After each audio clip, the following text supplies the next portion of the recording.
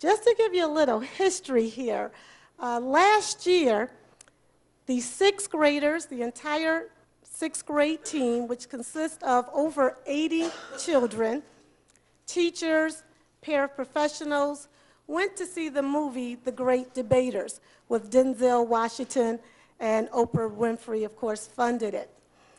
We went to see the movie to help motivate and inspire our children for the ELA exam. We were able to go to the movies because of two private donators. So, you know, when I say that the community helped us, they really helped us. They helped us with, our children have received free haircuts, clothing from Volunteers of America. I can go on and on and on. With that, the children said, Ms. Weidman, we would like to do something for Oprah Winfrey to demonstrate how much we appreciate the movie. So with the assistance from the teachers, the children wrote letters to Oprah Winfrey. I have a confession. Ms. Weidman has not sent them yet, but I am going to do it. In addition, we had an audition to do the last scene or last reenactment of The Great Debaters. Ms. Cooksey, my former assistant principal, who is now the principal of School 16, worked diligent with me in doing the auditions. So the children that we have today are the children who were the ones accepted to do the reenactment of the last scene from the movie The Great Debaters. So without further ado, Ms. Cooksey.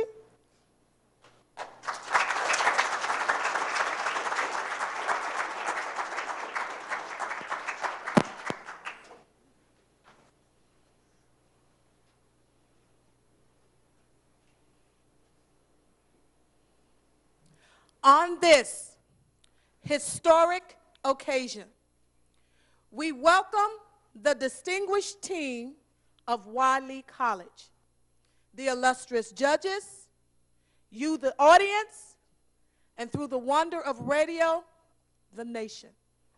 Harvard University is celebrating its 300th anniversary this year, and Franklin Delano Roosevelt, the 5th president of the United States. But no university, no matter how grand, how vast or awesome, can afford to live in the past. So in the spirit of tomorrow, I want to introduce to you today the debaters of Wiley College, Miss Samantha Brooke and Mr. James Farmer, Jr. Mr. Farmer will argue the first affirmative.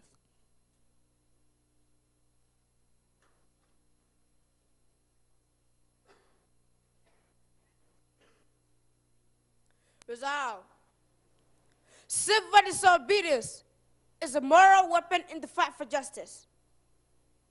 But how can disobedience be moral? Well, I guess that depends on one's definition of the word. In 1919, in India, 10,000 people gathered in Amritsar to protest the tyranny of British rules. General Reagan Dyer trapped them in a courtyard and ordered his troops to fire into the crowd for 10 minutes. 379 died. Men, women, children, shot down in cold blood. Dyer said he had taught them a moral lesson. Gandhi and his followers responded not with violence, but with an organized campaign of non-cooperations. Government buildings were occupied. Streets were blocked with people who refused to rise even when beaten by police. Gandhi was arrested, but the British were soon forced to release him. He called that a moral victory. The definition of moral. Dyer's lesson or Gandhi's victory? You choose.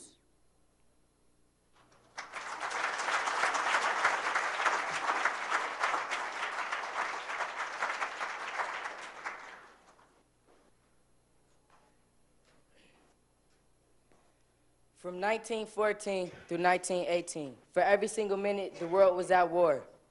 4 men laid down their lives. Just think of it. 240 brave young men were hurtled into eternity for every hour of every day of every night for 4 long years. 35,000 hours, 8,281,000 casualties. 240, 240, 240. Here was a slaughter, immeasurable, greater than what happened in Emerson. Can there be anything more about it? Nothing, except to stop Germany from enslaving all of Europe. Civil disobedience is immoral because of nonviolence. Fighting for your country with violence can be deeply moral, demanding the greatest sacrifice of all, life itself. Nonviolence is the mask that civil disobedience wears to conceal its true face, anarchy.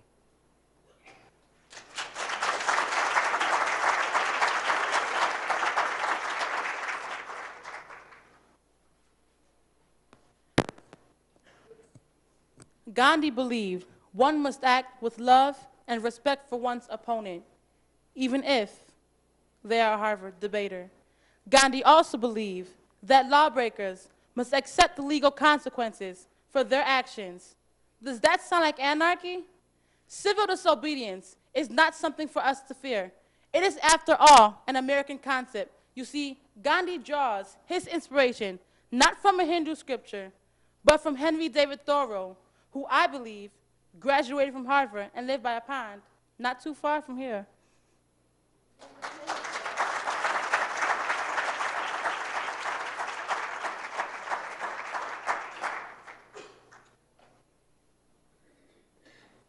My opponent is right about one thing. Thoreau was a Harvard grad, and like many of us, a bit self-righteous. He once said, any man more than his neighbors constitute a majority of one.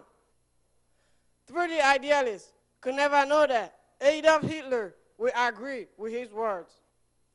The beauty and burn of democracy is this. No idea prevails without the support of the majority. The people decide the moral issues of the day, not the majority of one.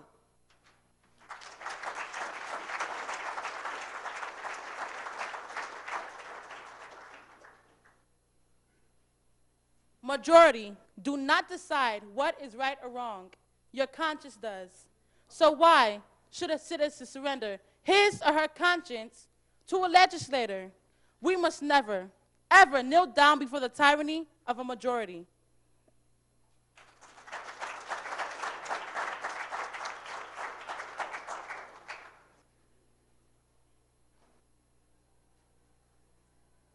We cannot decide which laws to obey or which to ignore. If we could, I'll never stop for a red light. My father is one of those men that stands between us and chaos. A police officer. I remember the day my father's partner, his best friend, was gunned down in the line of duty. Most vividly of all, I remember the expression on my dad's face. Nothing that erodes the rules of law can be moral, no matter what name we give it.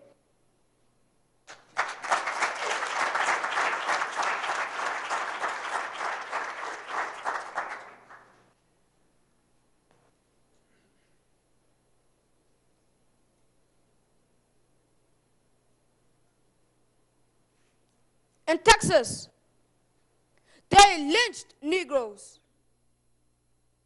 My teammates and I saw a man strung up by his neck and set on fire. We drove through a lynch mob, pressed our faces against against the floorboard. I looked at my teammates. I saw the fear in their eyes. And worse, the shame. What was this Negro's crime? That he should be hung without a trial in a dark forest filled with fog. Was he a thief, a killer, or just a Negro? Was he a sharecropper, a preacher? Were his children waiting up for him? And who are we to just lie there and do nothing? No matter what he did, the mob was a criminal. But the law just left us wondering, why? My opponent says nothing that erodes the rules of law can be moral. But there is no law in the Jim Crow South when Negroes are denied housing. Negroes are turned away from schools, hospitals, and not when we are lynched. St. Augustine said, an unjust law is not law at all. That means I have a right, a duty, to resist with violence or civil disobedience. You should pray. I choose the latter.